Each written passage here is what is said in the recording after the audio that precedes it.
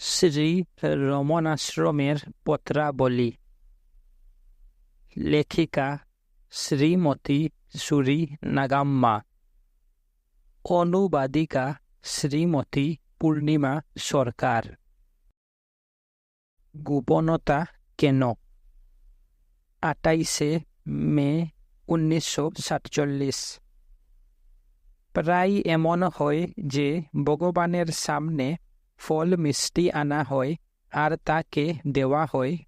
কখনো খাবার সময়ে তার পাতায় পরিবেশন করা হয়, আবার কখনো হলঘরে সকলের সামনে তাকে খেতেও বলা হয়। নিবেদনকারী যদি নবাগত হয় তবে ঠিক আছে, যদি পুরাতন ভক্ত হয় ভগবান মন্তব্য করেন, আর কি করার আছে, নৈবেদ্য হয়ে গেল, কর্পূর আরতি হবে নাকি?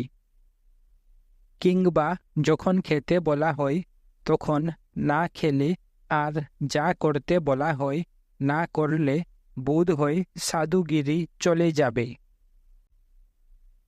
তারা যদি আশ্রমিক হয় তবে নরম বকুনিও দেন। যে কাজের জন্য এখানে এসেছ তার বদলে এসব কেন?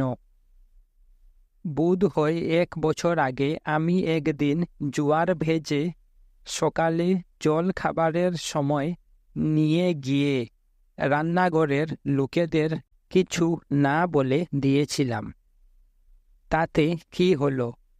হলঘরে যাওয়া মাত্র ভগবান অভিযোগ করলেন, আমি সব রকম খাবার খেয়েছি, নিজের কাজ বাড়াও কেন? সেই থেকে বাড়ির তৈরি কোনো কিছু আর আশ্রমে দিই না। সম্প্রতি যখন তুমি মেওয়া ইত্যাদি পাঠালে, পাশে সবার সামনে হলঘরে দিলে, ভগবান কিছু বলেন, সেই ভয়ে আমি চুপি চুপি ভগবানের সেবকদের দিয়েছিলাম। তারাও সময় বুঝে ভগবানকে দিয়েছিল। সে সময় তিনি কিছু বলেননি, কিন্তু 4-5 দিন পরে কি হলো জানো? আমি অপরাহ্ন 2:30টার সময় আশ্রমে গিয়েছিলাম। তখন ভগবানের কাছে সেবকেরা ছাড়া আর কেউ ছিল না। কাঠ বিড়ালেরা সোফার উপর ছুটাছুটি করছে, তার অর্থ খাবার চাইছে।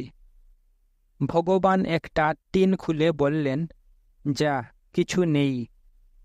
আর আমার দিকে চেয়ে বললেন, কাজু বাদাম ফুরিয়ে গেছে, এরা আবার চীনা বাদাম খায় না। আমি এখন কি করি?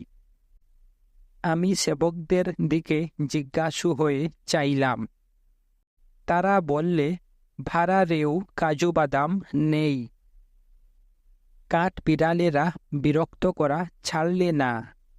আমায় একটা কিছু করতে হয়।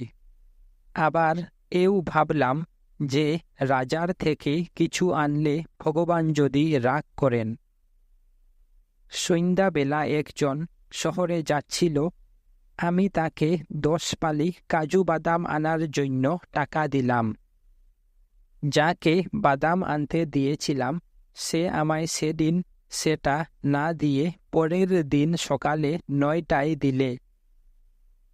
ভগবানের সামনে দিলে পাশে তিনি কিছু বলেন, তাই 9:45 তিনি বাইরে গেলে সেবক কৃষ্ণ স্বামীর হাতে মোড়কটা দিলাম।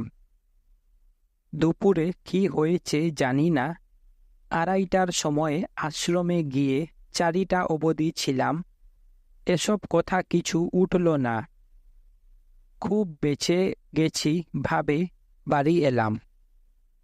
আবার সন্ধ্যা 6টার সময় ফিরে গিয়ে হলঘরে একটু দূরে বসলাম।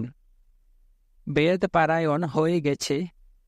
আমি যে কাজু বাদাম দিয়েছিলাম কৃষ্ণস্বামী সেগুলো একটা টিনের কৌটায় ঢাললে। ভগবান দেখলেন আর জিজ্ঞাসা করলেন যে কে দিয়েছে। সে বললে, নাগাম্মা। ভগবান জিজ্ঞাসা করলেন, কখন? আজ সকালে ভগবান যখন বাইরে গিয়েছিলেন তখন। সেবক বললে, তাই নাকি? আমার সামনে নয় কেন? এ গোপনতা কেন? মনে হচ্ছে পাশে ভগবান রাগ করেন, তাই ভয় পেয়েছে। এসব ছেলে মানুষই এখনো গেল না।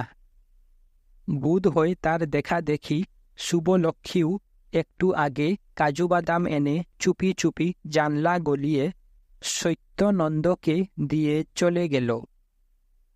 তার উপর আবার উজর দেখালে যে আথই অর্থাৎ ভগবানের বোন দিতে বলেছে। সে আথইয়ের উপর ডুসটা চাপালে ভেবেছে তাহলে আমি আর কিছু বলবো না। এখানের এদের এসব ছেলে মানুষই যার জন্য এখানে এসেছে তাতে না লেগে থেকে এসব করে বেড়াই কেন? তারা ভেবেছে স্বামীকে ঠকাবে। তারা জানে না যে নিজেরাই ঠকবে। এত বছর এখানে থেকেও এই দুর্বলতা গেল না। এরই জন্য কি তারা এখানে এসেছে? ভগবান বজ্রগম্ভীর স্বরে বললেন, আমি বসেছিলাম, পাথর হয়ে গেলাম। আমি সুবলদাম্মাকে কিছু বলিনি, আর সে যে কাজু দিয়েছে তাও জানতাম না। সে কথা বলার জন্য আমি মুখ খুলতে সাহস করলাম না। যাই হোক, আমি যে কাজের জন্য এসেছি সেটা আবার মনে করিয়ে দেওয়া হলো। ভাবলাম সিংহের স্বপ্ন, যাকে গুরুকটাক্ষ বলা হয়, সেটা বোধ হয় এমনই হয়। ঘড়িতে আধা ঘন্টা বাজল। চমকে উঠে চেয়ে দেখি 6:30। মেয়েদের আশ্রম ছেড়ে চলে যাওয়ার সময়। তারা একে একে চলে যাচ্ছে।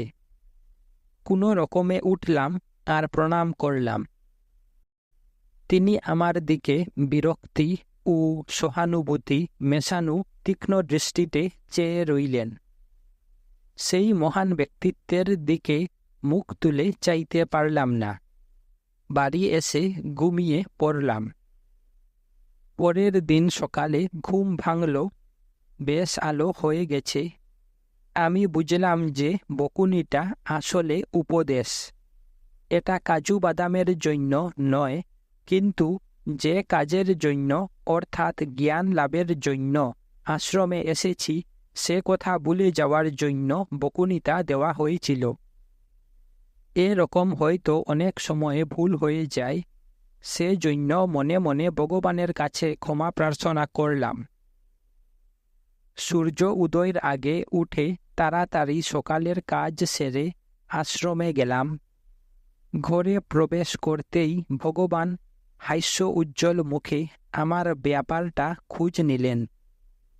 তখন পরিষ্কার হলো যে আমি সুবলদাম্মাকে বলিনি, আর আলামেলু অথই নিজেই তার স্বামীর ষষ্ঠী অব্দপূর্তি দিবস উপলক্ষে উদ্বৃত্ত কাজু বাদাম কাঠবিড়ালদের জন্য সুবলদাম্মাকে দিয়ে পাঠিয়েছিলেন। তাই নাকি? ঘটনা এখন অন্যরকম হলো। তা হলেও লুকোচুরি কেন? যা হোক, সব মিটে গেছে বলে ভগবান কথা ঘুরালেন আর সান্ত্বনার বাসায় ঘটনাটা চাপা দিলেন। কিন্তু আমি আজ অবধি সেটা বলতে পারিনি। আশায় বদ্ধ হয়ে কর্মে ও নানা চিন্তায় প্রতিদিন আয়ু হয় ক্ষীণ। এ কারণে জাগো জাগো, এই প্রাচীন বাক্য মনে রাখা উচিত। আমার পক্ষে সময় কত দ্রুত চলে যায় তা না ভেবে এ মেয়েটি বাজে কাজে সময় নষ্ট করছে ভেবে ভগবান যেভাবে আমার দিকে চাইলেন ও যা বললেন আমার হৃদয়ে গাঁথা হয়ে রইল। দাদা, এই ঘটনার প্রকৃত তত্ত্ব আমি কি করে লিখব? যাই হোক, ভগবান জ্ঞানদাতা। কৃতি সমর্পণ। বই উৎসর্গ 5 জুন 1947।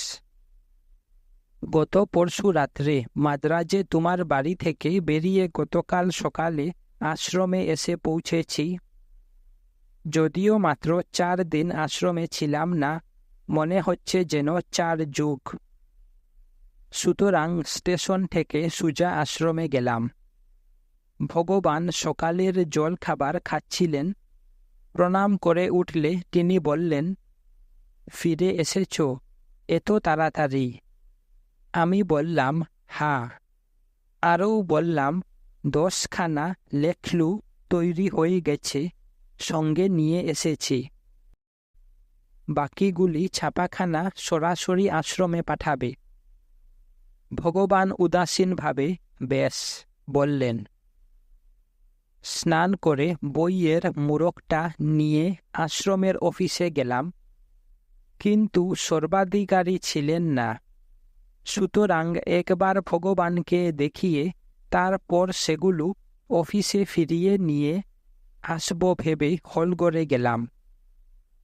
আমি বই দেওয়ার জন্য নিয়ম অনুসারে প্রথমে অফিসেই গিয়েছিলাম, কিন্তু প্রথমে ভগবানকে দেওয়ার ইচ্ছাটা মনে বেশ প্রবলভাবেই ছিল। সে যা হোক, সর্বাধিকারীর অনুপস্থিতির সুযোগ নিয়ে আমি প্রথমে হলে গেলাম। ভগবান খবরের কাগজ পড়ছিলেন। মনে হলো আমায় দেখতে পেলেন না। তার হাতে বই দিতে সংকোচ হওয়ায় নিকটের একটা টুলের উপর সেগুলো রাখলাম। বই উৎসর্গ করার সময়ে যাকে উৎসর্গ করা হয় তাকে ফল, ফুল ও লেখকের সাধ্যমতো উপহার দেওয়ার প্রথা আছে। কিন্তু প্রবাদটা জানো তো, বিরাট পর্বত প্রমাণ দেবতার কাছে পাহাড়। প্রমাণ ফুল ইত্যাদি কি দেওয়া যায়? আমরা কি দিয়ে ভগবানকে পূজা করতে পারি? সত্যিও যদি প্রচলিত রীতি অনুসারে পত্র, পুষ্প, ফলম, তুয়ম দিতে চাইতাম, তবে সম্প্রতি যেমন আমায় বকেছেন সেরূপ বকুনি খাওয়ার ভয় ছিল। সুতরাং কেবল হাত জোর করে প্রণাম করলাম। একটা কি সুন্দর ঘটনা ঘটল জানো? আমি যখন মাথা নিচু করে প্রণাম করছিলাম, তখন একজন ভক্ত একদল ব্রাহ্মণের সঙ্গে এসে থালা ভরা ফুল, ফল, ধূপ, পান, সুপারি ইত্যাদি নিয়ে বইগুলোর পাশে রাখলে। প্রণাম সেরে এই ঘটনার সমাবেশ দেখে অত্যন্ত আনন্দ হল। তারা সবাই একসঙ্গে দাঁড়িয়ে ন কর্মণা ন প্রজয়া ধনেন দিয়ে আরম্ভ করে বেদ পাঠ করতে লাগল। পাঠ শেষ হয়ে গেলে সবাই প্রণাম করে উঠে দাঁড়ালাম। কৃষ্ণ স্বামী তাদের প্রসাদ দিয়ে বিদায় দিলে ভগবান কাগজটা রেখে ধীরে সুস্থে বললেন, ওর বোধ হয় আজ ষষ্ঠী অব্দ পূর্তি দিবস। তাই নাকি?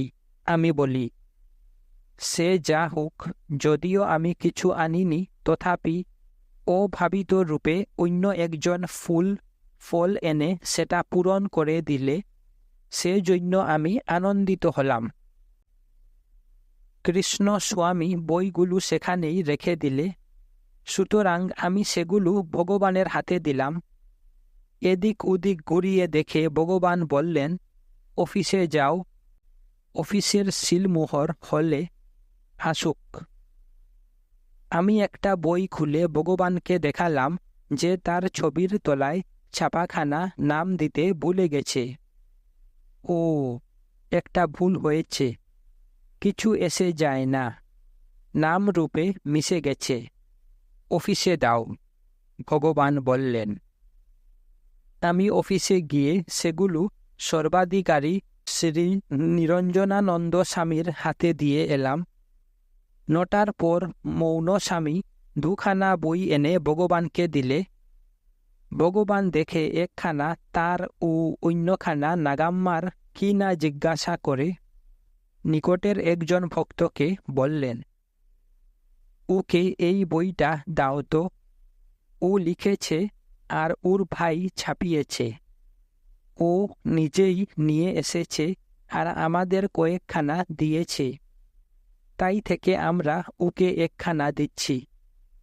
এটা ঠিক যেন সেই গুড়ের গণেশ মূর্তি তৈরি করে পূজার শেষে এক টুকরো খুঁটে নিয়ে তাকেই নৈবেদ্য অর্পণ করা হলো। আমাদের যখন ফল এনে উপহার দেওয়া হয়, আমরা কি তখন প্রসাদ দেই না? করতল ভিক্ষা, 20 জুন 1947। 4-5 দিন আগে মাধব স্বামীর একটা খাতা পাওয়া গেল। সেটা দেখতে গিয়ে ভগবান অনেক দিন আগে তার লেখা একটা তামিল কবিতা পেলেন। সেটা মালায়ালাম লিপিতে লেখা ছিল। তিনি সেটা তামিলে লিপ্যান্তর করতে করতে আমাদের তার অর্থ বললেন। মানুষের যখন জ্ঞান হয়, তখন তার আর শরীরের উপর কোনো আসক্তি থাকে না। যেমন খাওয়া হয়ে গেলে পাতাটা যতই ভালো হোক তাকে ফেলে দেওয়া হয়, তেমনি জ্ঞান লাভ হয়ে গেলে সে কখন শরীর ত্যাগ হবে তার জন্য সাগ্রহে অপেক্ষা করে। কবিতার সারার্থ এই। একজন ভক্ত জিজ্ঞাসা করলে, ভগবান এটা কি জন্য লিখেছিলেন? ভগবান বললেন, প্রভু লিঙ্গ লীলা নামে একটা বইয়ে এই ভাবের একটা 4 পংক্তির কবিতা ছিল। সেটা দেখে ভাবলাম যে 2 পংক্তির হলে ভালো হয়। তারপর সেটা তামিলে লেখা হয়ে গেলে আমাদের বলতে লাগলেন, এটু পাতার উদাহরণ অনেকেই দিয়েছেন। যত ভালো করেই পাতা সেলাই করা হোক না কেন, তার প্রয়োজন খাওয়া অবধি। তারপর কি কেউ আর তার খোঁজ করে?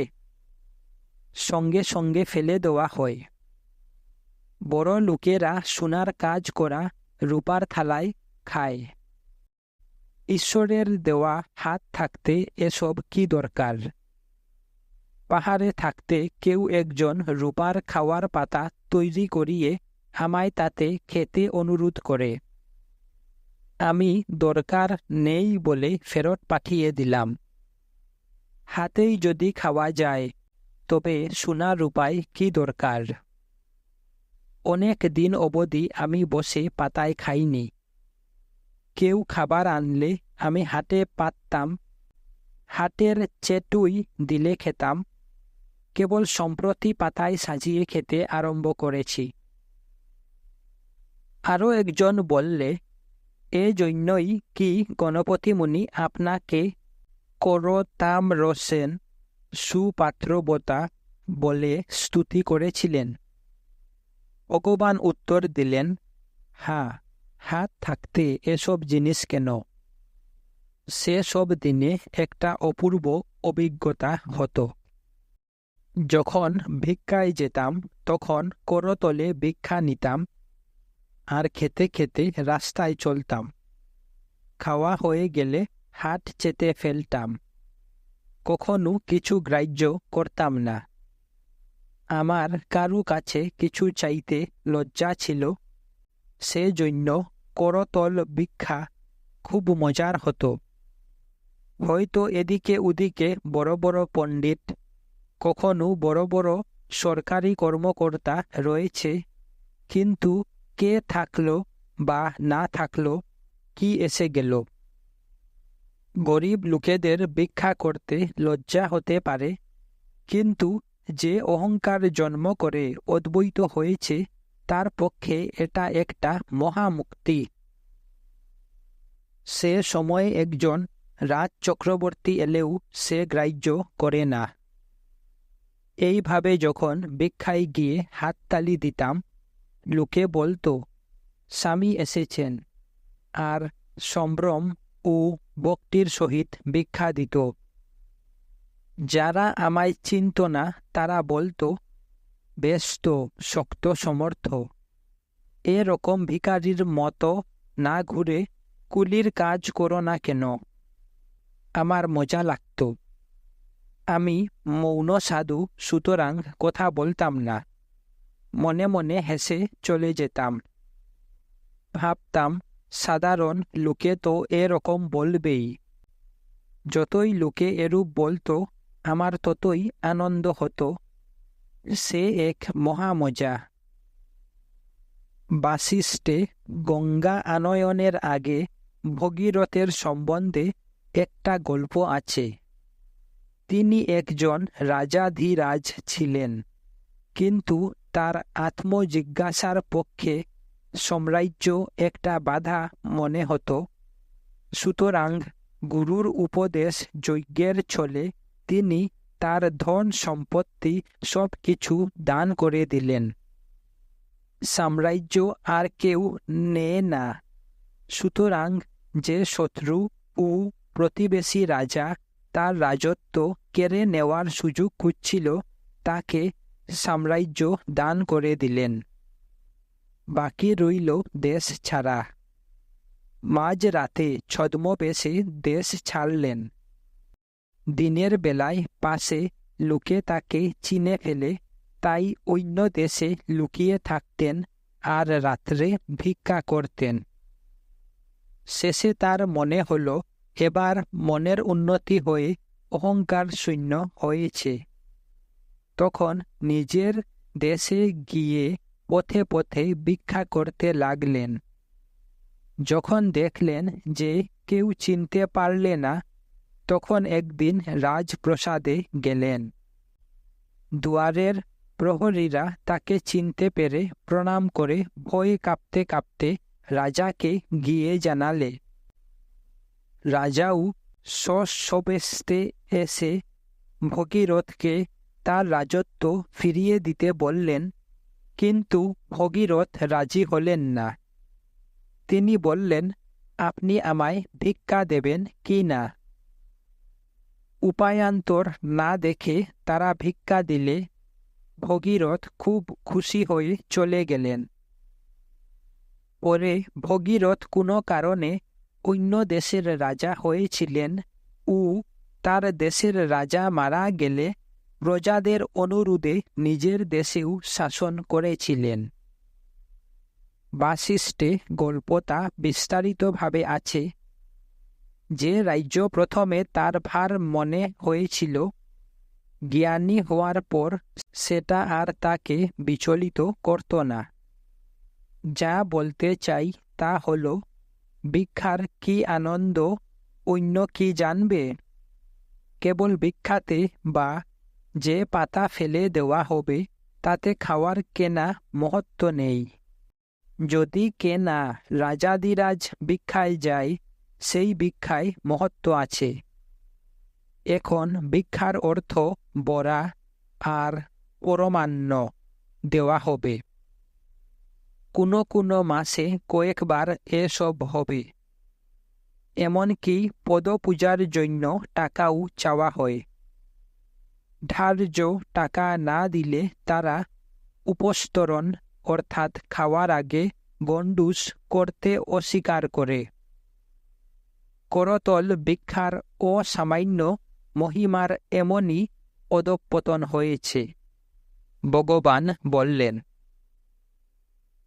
তরুমূলে বাস, করতল গ্রাস, সম্পদশ্রী জীর্ণ, বস্ত্র সব বর্জন, যারা কৌপীনবন্ত তারাই ভাগ্যবান।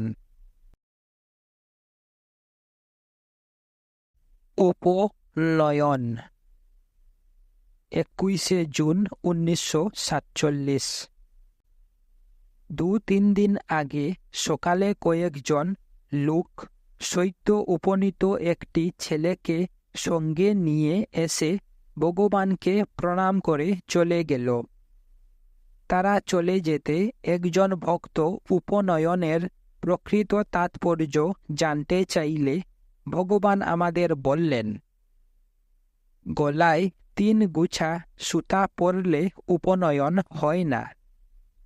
এর অর্থ কেবল যে 2টি চোখ আছে তা নয়, আরও একটা তৃতীয় নয়ন আছে, সেটা জ্ঞান নেত্র।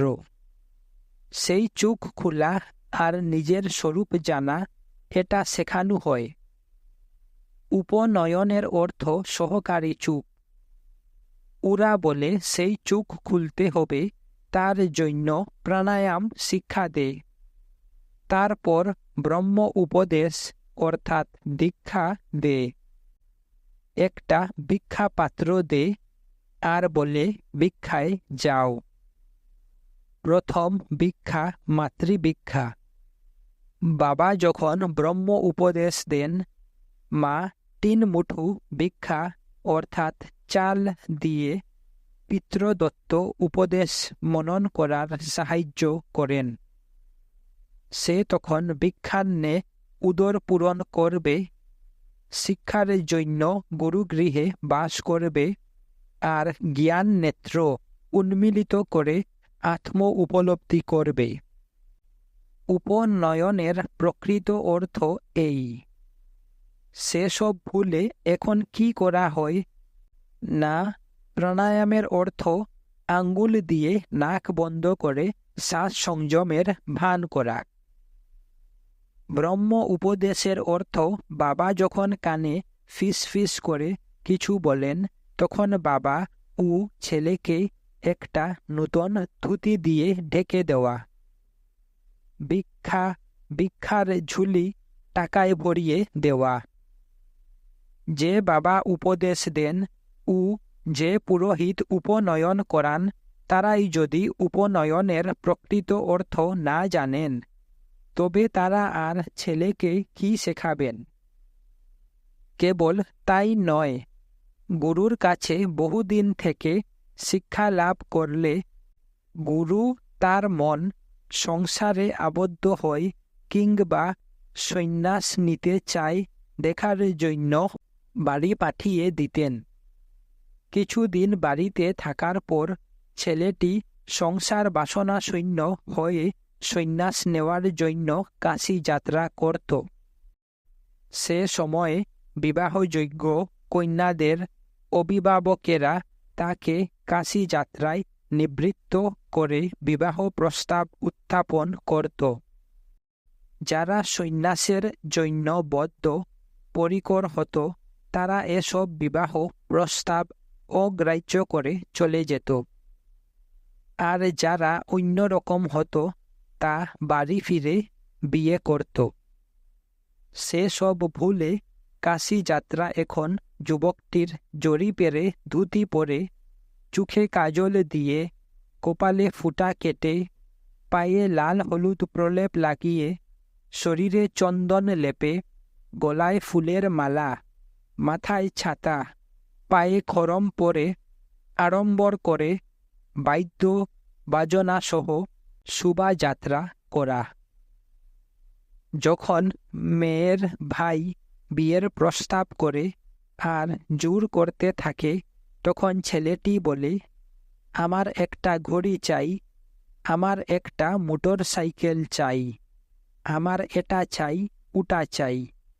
এসব দিলে বিয়ে করতে পারি, না হলে নয়। পাশে বিয়ে ভেঙ্গে যায়, তাই যা চাওয়া হয় কন্যা পক্ষও তাই দেয়। তারপর ফুটো তোলা হয়, খুব ধুমধাম করে খাওয়া দাওয়া আর কাপড় চোপড় উপহার দেওয়া হয়। এখনকার দিনে ভিক্ষা দেওয়া হলো ভিক্ষার ঝুলি টাকায় ভরিয়ে দেওয়া আর কাশী যাত্রা পণ আদায়।